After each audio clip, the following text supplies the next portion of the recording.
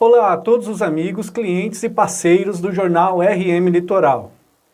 Hoje é domingo, dia 15 de janeiro de 2023.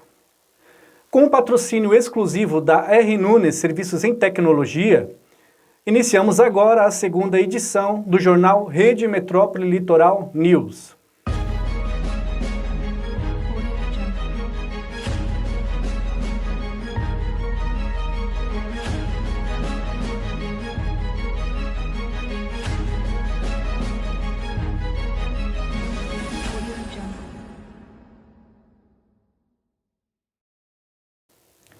De acordo com o índice da Forbes, o Brasil começa o ano com mais de 50 bilionários. Essas pessoas possuem mais de US$ 1 bilhão em fortuna em suas contas pessoais. Números que revelam uma pequena queda em relação ao início do ano passado, que continha cerca de 62 nomes. Os sócios fundadores do 3G Capital ocupam as primeiras posições da lista. A 3G Capital é uma empresa que comanda grandes marcas brasileiras e internacionais, tais como Burger King, Ambev, Americanas e outras. A soma das fortunas desses empresários chega a mais de US$ 155 bilhões. Conheça agora alguns destes Midas da fortuna brasileiros.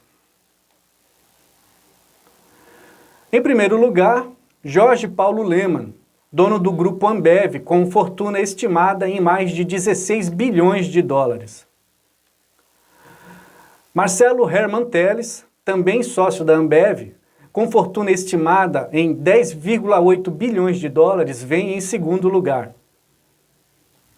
Em terceiro, Carlos Alberto Sucupira, outro sócio da Ambev, com uma fortuna superior a US$ 8 bilhões. Em quarto lugar, os irmãos Safra, filhos do banqueiro Joseph Safra, donos do Banco Safra, com fortuna estimada em US$ 7 bilhões. Eduardo Saverin, cofundador do Facebook, possui uma fortuna estimada em US$ 7 bilhões. Em sexto lugar, Lúcia Borges Maggi, de 90 anos, é a líder das empresas Amaggi, uma das principais exportadoras de soja do mundo. É a mulher mais rica do Brasil, com uma fortuna de US$ 6,6 bilhões. Alexandre Bering, também sócio da 3G Capital e Ambev, tem uma fortuna aproximada em US$ 5,5 bilhões e ocupa a sétima posição. Em oitavo lugar, André Esteves, banqueiro da BTG Pactual, com uma fortuna de US$ 5,2 bilhões. Em nono lugar, vem Luciano Hang, dono das empresas Avan, com uma fortuna superior a US$ 4 bilhões. E em décimo, Jorge Moll Filho, médico e fundador da Redditor, com fortuna estimada em US$ 4,5 bilhões. Essas são as pessoas mais ricas e bem-sucedidas do nosso país. Todas elas têm em comum a prática do empreendedorismo. Segmento esse que dá inúmeras possibilidades às pessoas de desenvolverem produtos e serviços que podem revolucionar o mercado. Além da liberdade, para quem exerce a função, o empreendedorismo dá também condições ideais para que essas pessoas coloquem em prática seus sonhos e os seus ideais.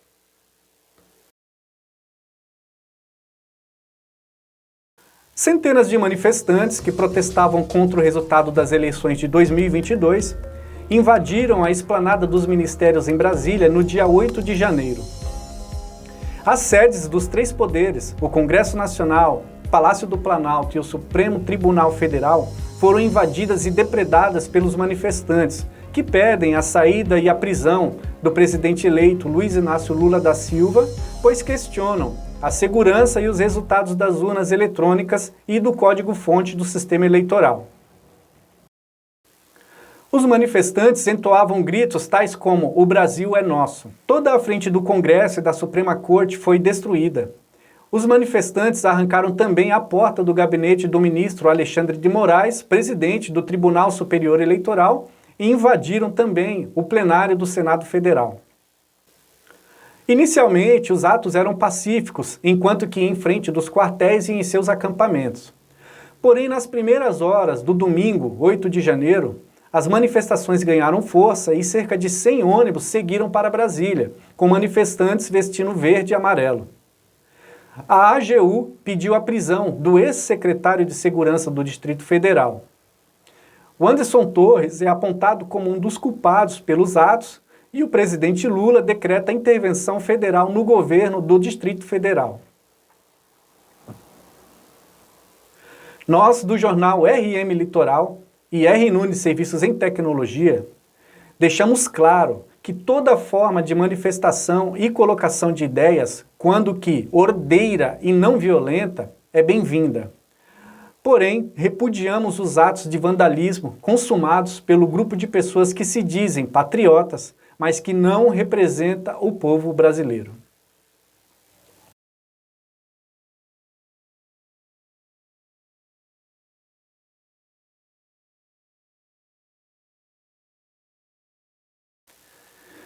O presidente eleito, Luiz Inácio Lula da Silva, tomou posse no dia 1º de janeiro de 2023, 20 anos após o seu primeiro mandato.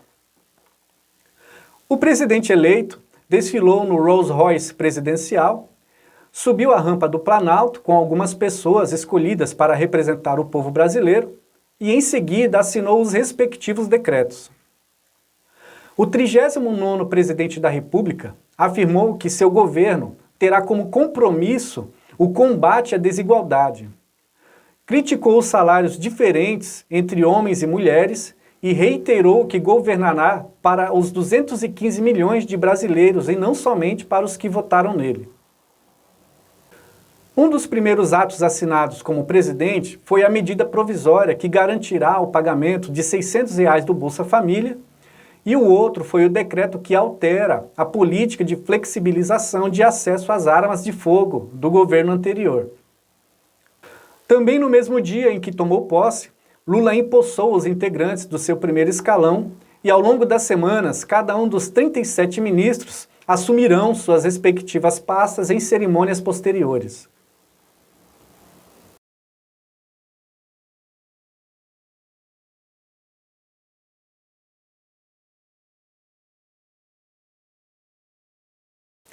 Os aeronautas entraram em greve no dia 18 de dezembro, cobrando a reposição da inflação acumulada pelo INPC, aumento real de 5% e ajuste de condições de trabalho.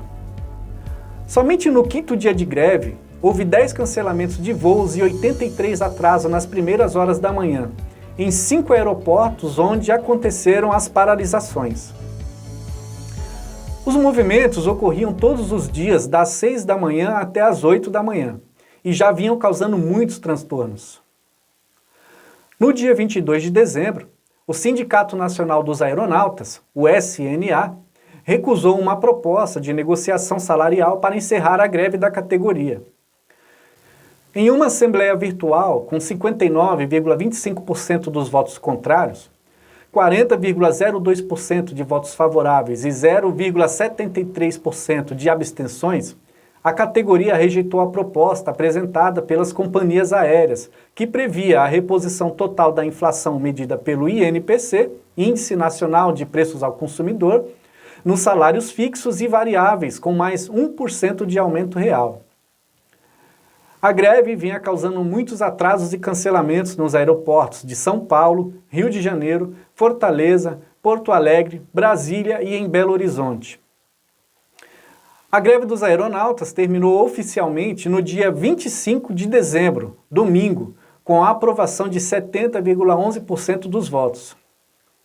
Além do aumento de 6,97% a contar a partir deste ano, a categoria conquistou a possibilidade do início de férias em dias de final de semana, sábados, domingos e feriados, e a implicação de multas indenizatórias a ser paga pela empresa pela invasão de horários de início de folgas.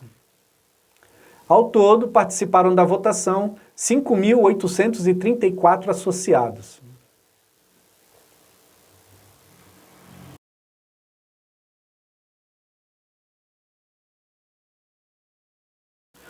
Foi assinado o termo de compromisso para a utilização de 10 milhões de reais para o início das obras do Aeroporto Civil Metropolitano de Guarujá. O convênio foi firmado em cerimônia virtual entre a Secretaria Nacional de Aviação Civil, do Ministério da Infraestrutura e a Administração Municipal.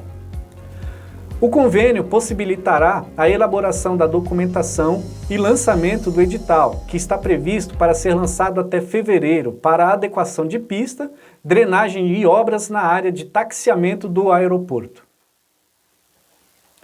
Além dos 10 milhões de reais, terão mais 7 milhões de contrapartida da Prefeitura e mais 4,5 milhões provenientes do Fundo Nacional de Aviação Civil, FNAC, articulados pela Prefeitura de Guarujá, para a instalação de um terminal de passageiros e remodelação da pista. Segundo a Prefeitura de Guarujá, espera-se que no segundo semestre de 2023, aeronaves de até 70 passageiros já estejam pousando no aeroporto da cidade. Os recursos são fruto de uma emenda parlamentar apoiada pela bancada paulista da Câmara Federal. Para o secretário nacional de Aviação Civil, Ronei Sadioro Glanzmann, o aeroporto de Guarujá agora é uma realidade próxima. Ele afirmou, abre aspas, o equipamento vai além de atender a região da Baixada Santista. Teremos uma peça fundamental num tabuleiro maior, que é atender o estado de São Paulo e o cenário nacional. Fecha aspas. A fim de realizar diversas melhorias e facilitar o acesso ao local, a Prefeitura de Guarujá também pleiteou outros recursos para tais obras, de tal forma que o prefeito já havia assinado em São Paulo o convênio de 20,4 milhões de reais para o início da segunda fase de melhorias do acesso ao local.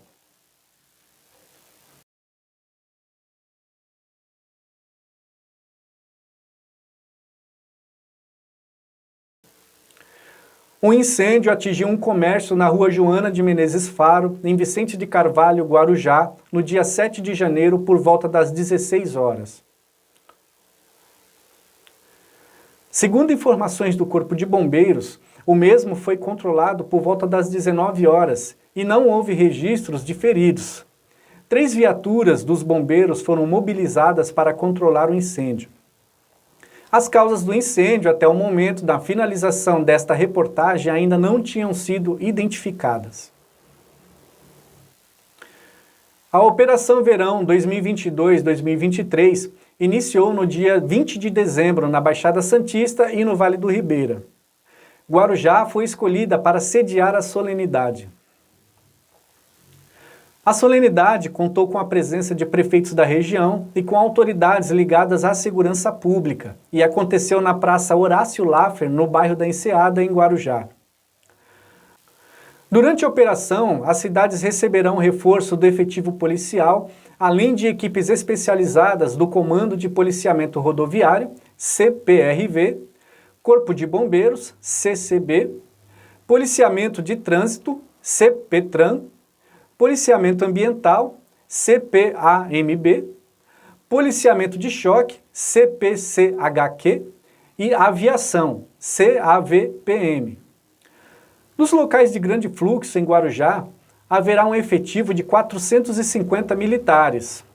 A operação mobilizará mais de 200 agentes por dia. A operação faz parte de um convênio entre a Prefeitura e a Secretaria de Segurança Pública do Estado de São Paulo, envolvendo estruturas de alojamento, fornecimento de alimentação, apoio técnico e apoio operacional, que terão como objetivo a junção de esforços para realizar ações policiais na cidade. Para a chegada de turistas, as equipes de trânsito realizarão um monitoramento especial nas entradas da cidade. Nas praias acontecerá a Operação Pé na Areia, que consiste no patrulhamento pela Guarda Civil a pé ou de quadriciclo. As equipes da Força Tarefa empregarão seu efetivo nos atendimentos às ocorrências, tais como prisões, fiscalizações, combate a invasões e outras. E a equipe da Defesa Civil ficará com atendimentos emergenciais. A Superintendência de Monitoramento e Análise de Informação será responsável pelo monitoramento, feito pelas câmeras espalhadas por toda a cidade, e os munícipes poderão ligar em casos de emergências no telefone 153.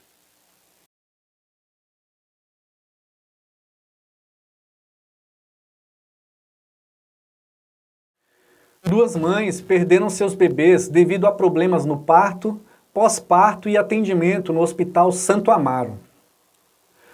Os casos aconteceram entre os dias 24 e 27 de dezembro de 2022. No dia 24 de dezembro, Camila Batista da Silva Ferreira, mãe da Esther, iniciou o trabalho de parto um dia antes da previsão do nascimento da criança. Segundo o que nos relatou em uma entrevista via WhatsApp, ela teria ficado internada do dia 24 para o dia 25, sentindo contrações, mas foi liberada pelos médicos. Porém, no mesmo dia, ela teria retornado ao hospital, pois a bolsa teria estourado e ela sentia muita dor. Como a criança não saía com as tentativas de parto normais, foi feita uma cesárea. Camila revela que após receber anestesia começou a ter convulsões. A criança foi retirada com auxílio de aparelhos e isso teria machucado a cabeça da criança. Após o parto, as duas foram mandadas para a UTI, porém o bebê não resistiu, vindo a falecer no dia 1º de janeiro. Os médicos afirmam que a causa da morte foi síndrome de aspiração de mecônio. No outro caso, Camila de Souza Santos, mãe da Manuela, que iniciou o trabalho de parto com 27 semanas, ou seja, 7 meses, contou que foi durante uma semana toda à procura de atendimento ao Hospital Santo Amaro, mas sempre era liberada pelos médicos. No dia 27 de dezembro, Camila conseguiu ser atendida após 3 horas de espera e foi levada à internação. Segundo o que disse a sua mãe, ela ficou até dia 30 de dezembro tomando medicamentos para inibir o parto. E no mesmo dia 30 as complicações começaram e ela foi levada ao centro cirúrgico. Segundo o que disse Camila, no centro cirúrgico, os médicos estavam sem luvas e alguns enfermeiros com celulares em mãos. Segundo a mãe de Camila, os médicos informaram que a criança estava saudável e era grande, que não precisaria de oxigênio, mas ficaria na UTI por ser prematura. Quando Camila conseguiu ver a filha, percebeu que estava entubada. Segundo o que explicaram os médicos, a criança foi entubada por ter tido uma parada durante a madrugada. Uma pediatra disse que por ter sido tocada sem luvas ou com instrumentos não esterilizados corretamente, a criança teria adquirido um vírus. A criança faleceu às 15 horas e 21 minutos do dia 31 e os pais ficaram sabendo do ocorrido às 17 horas quando foram ao hospital visitar o bebê. Em nota, o Hospital Santo Amaro informa que todos os óbitos de recém-nascidos vinculados à maternidade são investigados por uma comissão da Prefeitura instituída para este fim e, em seguida, segue a análise e discussão de uma comissão mista, que engloba representantes do hospital e da Prefeitura. Neste caso, ainda não há conclusão das comissões devido ao fato dos casos serem muito recentes.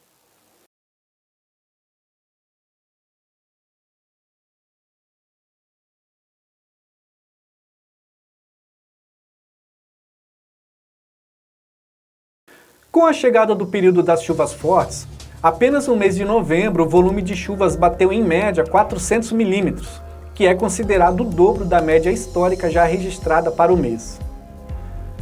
Para falar sobre os cuidados e riscos decorrentes dos climas mais chuvosos, nós entrevistamos Joseph Vinkov, que é geólogo e coordenador da Defesa Civil de Guarujá.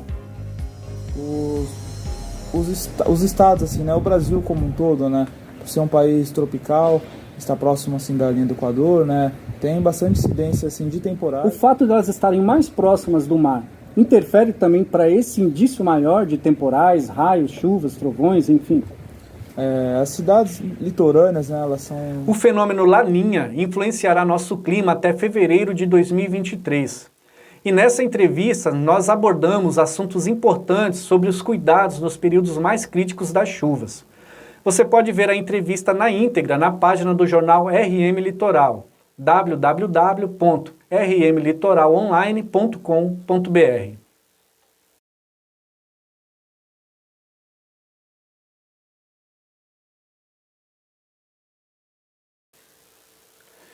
Foi sancionada a Lei 14.478, que regulamenta o setor de criptoativos no Brasil, segundo o que consta em publicação no Diário Oficial da União do dia 22 de dezembro de 2022. O projeto havia sido aprovado na Câmara dos Deputados no dia 29 de novembro e só faltava ser sancionado. A partir do dia 22 de dezembro, a lei entrará em vigor em 180 dias corridos, tempo determinado para que as empresas do setor se adequem às novas regras. As novas regras determinam a competência dos órgãos reguladores sobre o mercado. Criptoativos que forem considerados valores mobiliários ficarão sob a alçada da Comissão de Valores Mobiliários, CVM, e os que não entrarem nessa categoria serão responsabilidade de outro órgão que será nomeado pelo Poder Executivo. Com a nova lei, no Brasil agora consta uma nova categoria de crime de estelionato especializado em ativos virtuais, que acarretará apenas entre 4 e 8 anos de prisão e multa.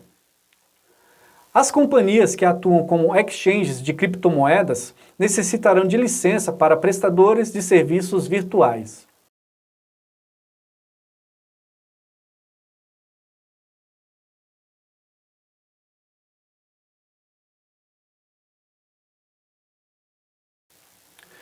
Em anúncio realizado pela Uber, um novo recurso está em testes para a segurança dos usuários do serviço e também a dos próprios motoristas.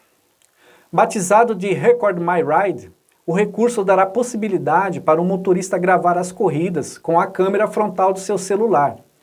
Recurso esse que já está em testes em 2 cidades aqui no Brasil, em Santos, São Paulo e João Pessoa, na Paraíba. Este novo recurso foi anunciado no evento oficial de segurança da Uber, Only on Uber. E a justificativa para iniciar tal diretriz é que a segurança tanto dos motoristas quanto dos usuários poderá ser melhorada. Inicialmente, a empresa teria sugerido que todos os motoristas comprassem uma câmera veicular. Porém, a opção foi descartada devido ao custo que nenhum dos motoristas gostaria de assumir ao ter que comprar o dispositivo. A solução foi que começaria a ser permitida a gravação das corridas com a câmera frontal dos celulares do motorista.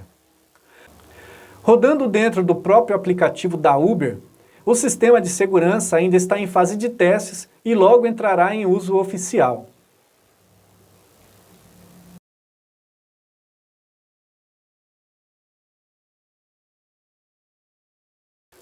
O mundo dos esportes teve uma grande perca este mês.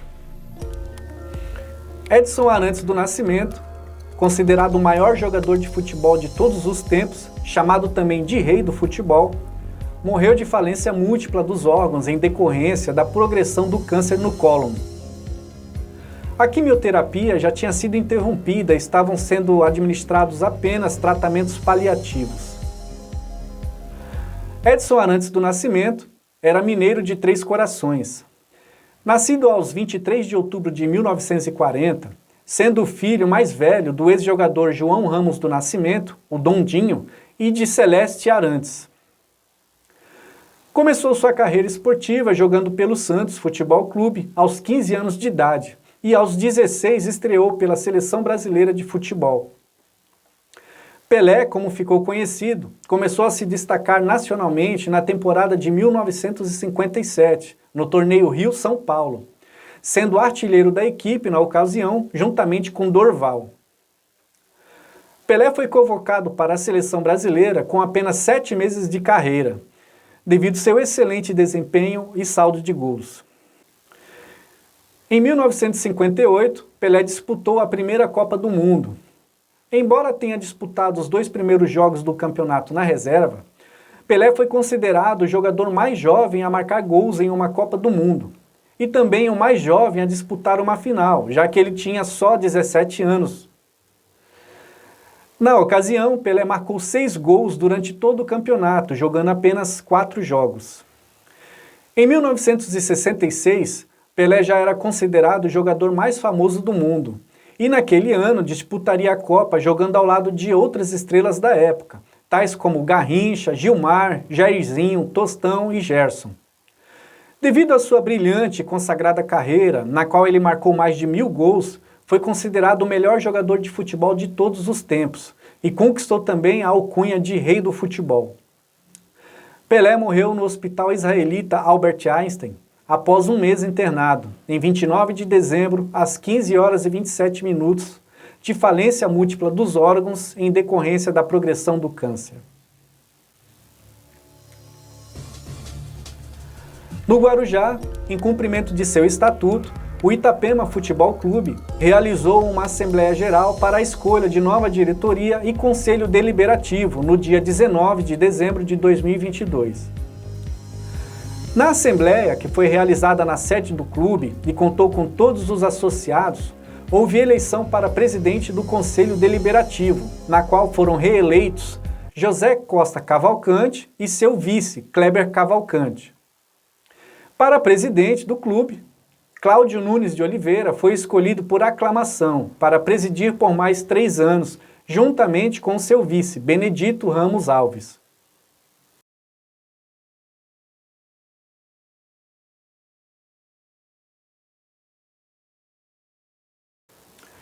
Em 1983, foi lançada a série He-Man and Masters of the Universe, onde o então príncipe Adam, filho do rei Randor e da rainha Marlena, recebera o poder da feiticeira do castelo de Grayskull de se transformar no herói He-Man para combater seu inimigo, o malvado Esqueleto. A série fez tanto sucesso que teve até uma produção cinematográfica, o filme Masters of the Universe, em que He-Man era interpretado por Dolph Lundgren. A série contou com 2 temporadas e teve cerca de 130 episódios. Uma nova temporada da série está disponível na Netflix e é bem diferente da que fez tanto sucesso nos anos 90, por ter sido produzida em animação 3D, mas, para os apaixonados pelo Bárbaro do Outro Mundo, ela não deixa nada a desejar, levando em conta, claro, que é um outro tipo de produto com um outro tipo de produção. A segunda edição do jornal Rede Metrópole Litoral News fica por aqui. Para mais notícias e informações, acessem a página do jornal RM Litoral, www.rmlitoralonline.com.br. Um obrigado a todos e até a próxima edição.